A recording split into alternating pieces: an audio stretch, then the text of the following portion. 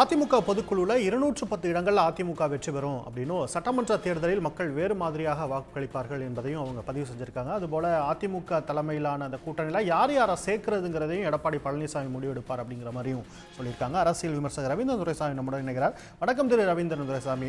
அமித்ஷாவை மீறி செயல்படுகிறதா அதிமுக, எப்படி பார்க்கலாம்? அதிமுகவை பொறுத்தவரையில் அவங்க கருத்தை அவங்க இதுல முன் வச்சிருக்கிறாங்க. அமித்ஷாவை பொறுத்தவரையில அவர் கருத்தை இன்னும் தெளிவுபடுத்தவில்லைங்கிறதை நாம பார்க்கணும்.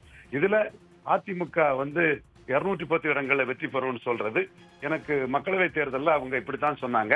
அவர்கள் மக்களவை தேர்தலில் சொன்னது, நாங்க தான் இங்க வெற்றி பெறுவோம், யார் பிரதமர் என்பதை நாங்க தான் முடிவு பண்ணுவோம்னு ஐயா எடப்பாடி பழனிசாமி அவர்கள் சொன்னாங்க.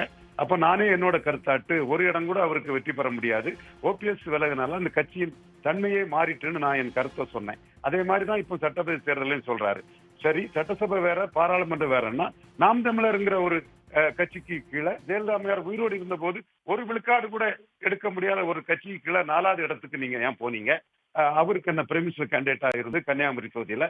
சரி, அதிமுக முதல் ஆட்சிக்கு வந்த புதுச்சேரியில 1974ஆம் ஆண்டு ஆட்சிக்கு வந்த புதுச்சேரியில பிரைம் மினிஸ்டர் கேண்டிடேட் உங்களுக்கும் இல்ல, நாம் தமிழர் கட்சிக்கும் இல்ல. நீங்க நாம் தமிழர் கட்சியை விட அதிமுக முதல் எம்ஜிஆர் ஆட்சிக்கு கொண்டு வந்த புதுச்சேரியில உங்க தலைமையில நீங்க 4வது இடத்துக்கு போயிருக்கிறீங்களே. சோ சட்டமன்றம் வேறு பாராளுமன்றம் வேறு என்று சொல்லக்கூடிய இந்த எடப்பாடி பழனிசாமி அவர்கள் தன்னுடைய பலகீனத்தை, வீழ்ச்சியை மறைப்பதற்காக சத்தில்லாத சொத்தை வாதமாகவே இதை சொல்கிறார். அதிமுகவை பொறுத்த அளவில் வட தமிழகத்தில் பலமான கட்சியாக சேலம், சிதம்பரம், விழுப்புரம் போன்ற பகுதியில் இருக்கக்கூடிய கட்சி, தென் தமிழகத்தில் கன்னியாகுமரி, திருநெல்வேலி, தூத்துக்குடி மற்றும் ராமநாதபுரம், தேனி போன்ற இடங்களில் அதிமுக டெபாசிட்டை இழந்திருக்கிறது என்றால், இங்கு ஓபிஎஸ் அவர்கள் நீக்கப்பட்டதனால, முன்பாக இரட்டை தலைமையாக இருந்து 2 குறிப்பிட்ட சமூகத்தை சேர்ந்தவர்கள் தலைமை ஏற்றதனால் ஓரளவு பொதுத்தள கட்சி என்ற இமேஜை பெற்ற அந்த கட்சி இப்பொழுது ஒற்றை தலைமையாக எடப்பாடி பழனிசாமி அதிமுகவுக்கு வந்த பிறகு தன்மை கொண்ட எடப்பாடி பழனிசாமி அதிமுகவை அபகரிச்சு விட்டார்கள் என்றே பல சமூகங்கள் கருதுகிறார்கள்.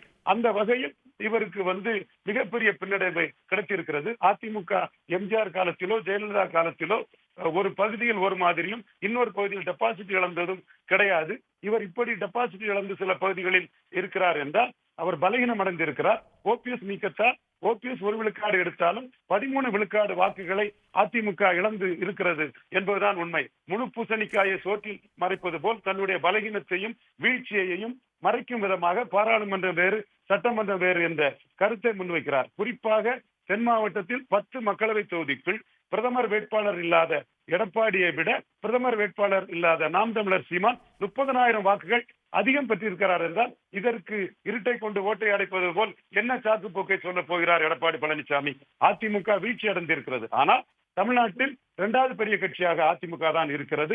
இந்த 26 தேர்தலில் மு.க.ஸ்டாலின் தலைமைக்கும் அடுத்து வரக்கூடிய எடப்பாடி பழனிசாமி தலைமைக்கும் இடையில் 10 விழுக்காட்டுக்கு மேல இரட்டை இலக்க வாக்கு வித்தியாசம் உறுதியாக இருக்கும் என்று நான் உறுதியாக கூறுகிறேன்.